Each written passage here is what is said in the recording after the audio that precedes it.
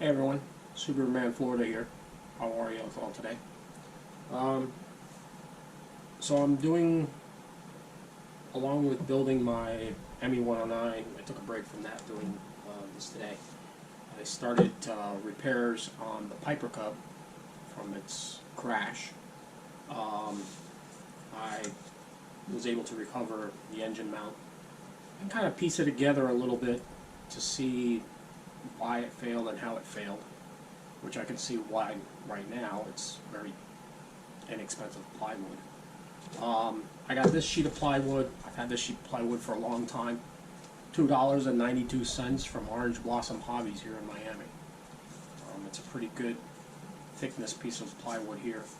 A little bit thicker than this and a little bit heavier duty. It's a Midwest aircraft birch plywood. I traced out what the firewall will look like, and this will be the new firewall. Also, I will rebuild the motor mount for it. This motor mount would probably do if I could get it off. I may actually end up using this motor mount for all we know. I will have to rebuild the cowling for it cracked right down the center, and it just won't look really good. So I may actually build one out of wood, which I think would make it look better and look nicer.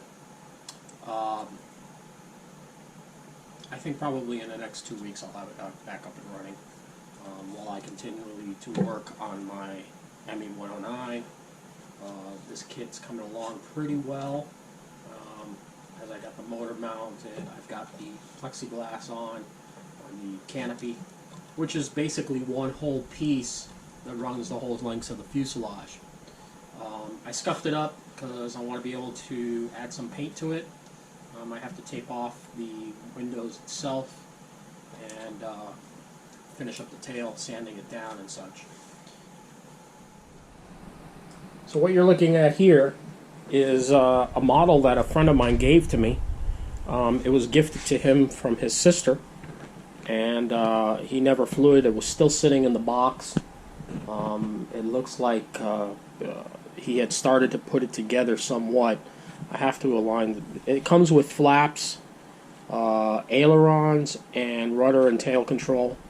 The motor is interesting. It comes with its own transmitter here, which should, it'll work for a little while.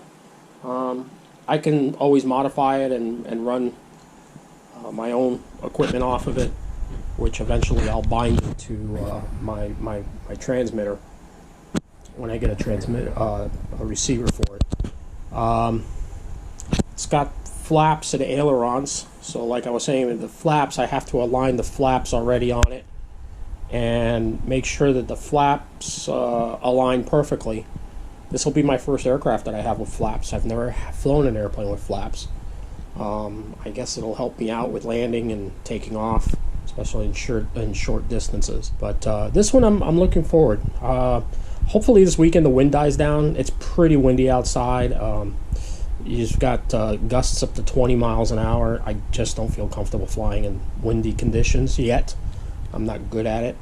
So I'll see how this one goes, and we'll see what conspires from this aircraft.